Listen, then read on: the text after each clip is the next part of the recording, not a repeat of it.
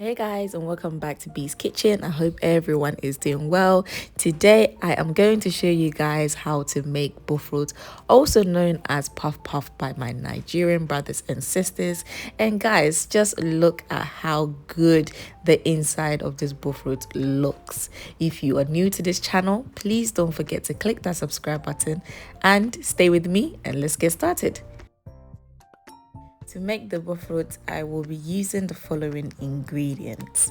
In this bowl, I have plain flour, salt, sugar, lukewarm water, yeast, grated nutmeg, evaporated milk because this just makes the Bofrot taste so good. I have vanilla extract, and to fry the Bofrot I'll be using vegetable oil. As always, all ingredients including measurements will be in the description box below. I'm now going to add all the dry ingredients in one bowl. So I've just added the plain flour.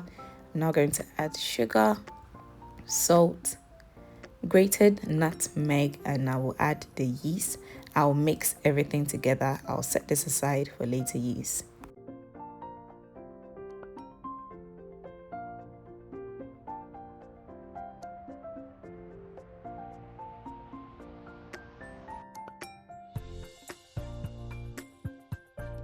Now to mix the wet ingredient to a bowl, I'm just going to add the lukewarm water.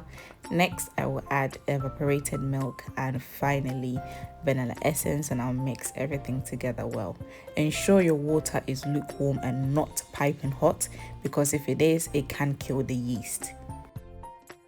Now to mix everything together, ensure your hands are nice and clean.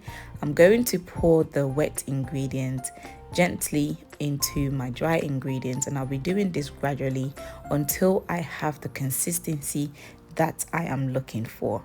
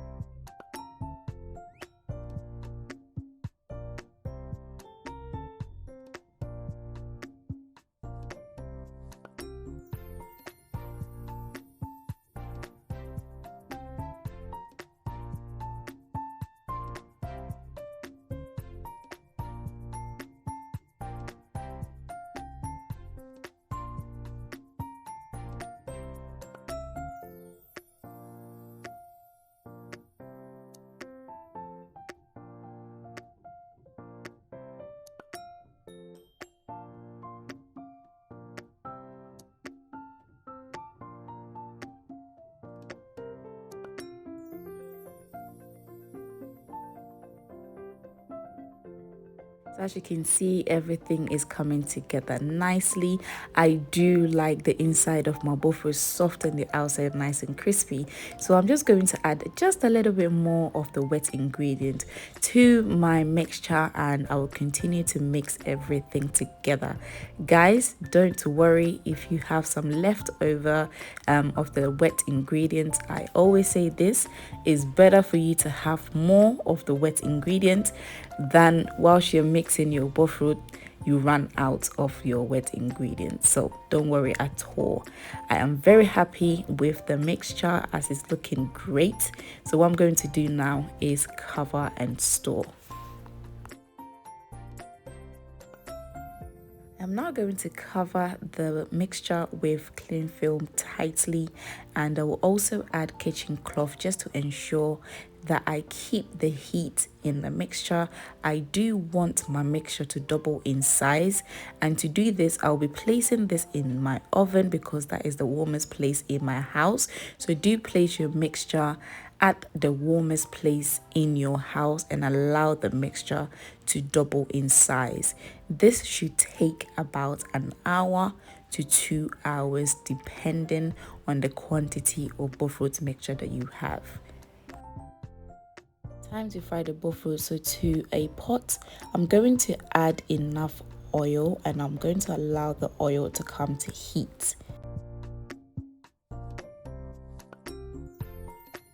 Whilst my oil is heating up, I have taken the bofrot mixture out of my warm place and I kept it in a warm place for 1 hour and a half. Also, you can see that the mixture has doubled in size and there's this tiny small holes on top of it. This indicates that the yeast has activated beautifully. I'm now just going to play with it to smoothen everything out. And guys, when you're doing this step, please ensure your hands are clean. It's very important to have clean hands. Now I'm just going to show you the technique I use when frying my bofrot. So I play with it a little bit more and I just scoop some of the bofrot and I pinch it between my index finger and my thumb to cut it and get the desired bofrot shape that I want.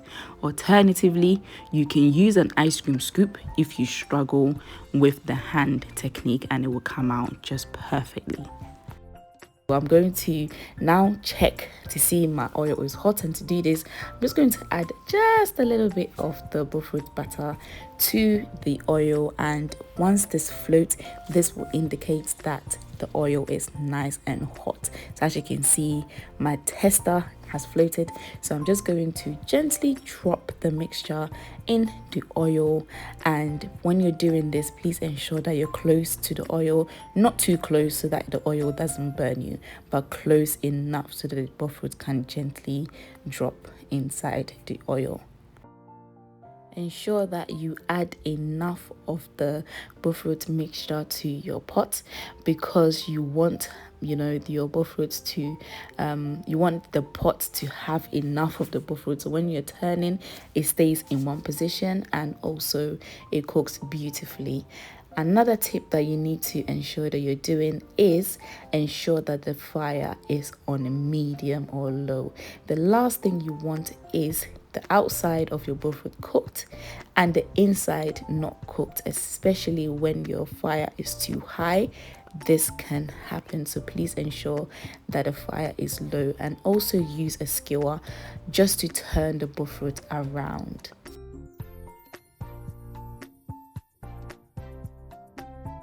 And guys, look at how beautiful and golden these bofrots are. I call them my beautiful golden balls. They just look so good.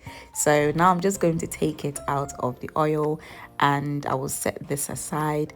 Of course, if you have any more of the bofrot batter left, continue frying until you are completely out of the bofrot batter.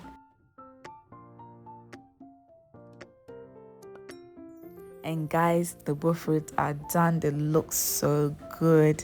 I am going to enjoy mine with some hausa koko. Enjoy yours, and thank you so much for joining me.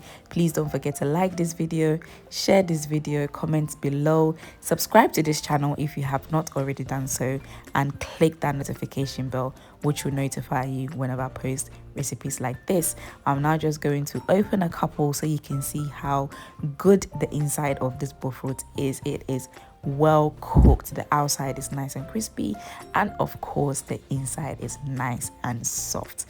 Thank you so much guys, and I'll see you next time. Bye.